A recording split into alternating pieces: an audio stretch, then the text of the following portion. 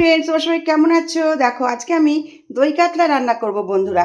দই কাতলা রান্না করার জন্য আমি এখানে কাতলা মাছ নিয়েছি, টক দই নিয়েছি, আর এখানে নিয়েছি একটা মশলার পেস্ট তৈরি করে নিয়েছি। ধনে জিরের গুঁড়ো দিয়েছি অল্প একটু, কাশ্মীরি মির্চ, লঙ্কার গুঁড়ো আর সামান্য একটু হলুদ দিয়েছি, দিয়ে আদা বাটা দিয়েছি, দিয়ে মশলার পেস্টটা তৈরি করে নিয়েছি। আর এখানে দেখো আমি একটা মশলা কিছুটা ভেজে নিয়েছি। পেঁয়াজ, কয়েক কোয়া রসুন, 5-6 কোয়া রসুন দিয়েছি, আর টমেটো, আর দিয়েছি কিছুটা কিশমিশ, দিয়ে ভালো করে তেলে ভেজে নিয়েছি। এটাকে আমি মিক্সিতে পেস্ট করে নেব, নিয়ে সমস্ত মশলাটাকে মিশিয়ে নিয়ে মাছটাকে আমি ম্যারিনেট করে নেব। তারপর তোমাদের সঙ্গে গিয়ে চলো রান্নাটা শুরু করব, তোমরা দেখতেই পাবে। ফ্রেন্ডস দেখো রান্না করতে চলে এলাম। আমি দেখো এই যে কাতলা মাছটাকে ম্যারিনেট করে নিয়েছি, এটাকে আমি রান্না করব দই কাতলা। আমি তেলের মধ্যে কিছুটা ছোট এলাচ, দারচিনি আর লবঙ্গ দিয়ে দিলাম, তেজপাতাও দিয়ে দিলাম।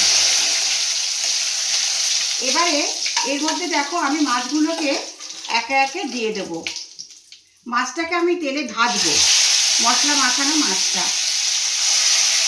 মাছটাকে আমি কিভাবে ম্যারিনেট করেছি তোমাদের একটু বলে দিচ্ছি। আমি মাছটাকে সামান্য হলুদ আর নুন দিয়ে মাখিয়ে নিয়েছি।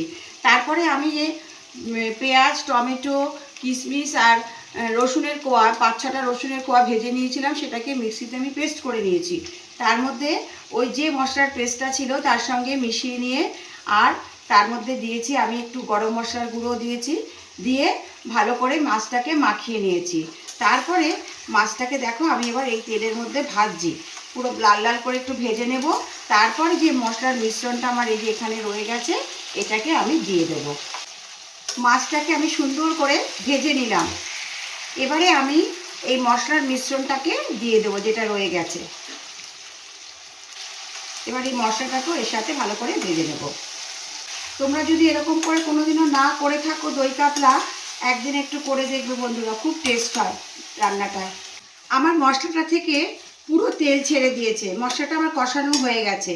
আমি এর মধ্যে একটু জল দিয়ে দিলাম, দেখো একটু মিষ্টি দিয়ে দিলাম। এর মধ্যে আমি একটুখানি গোলাপ জল দিচ্ছি,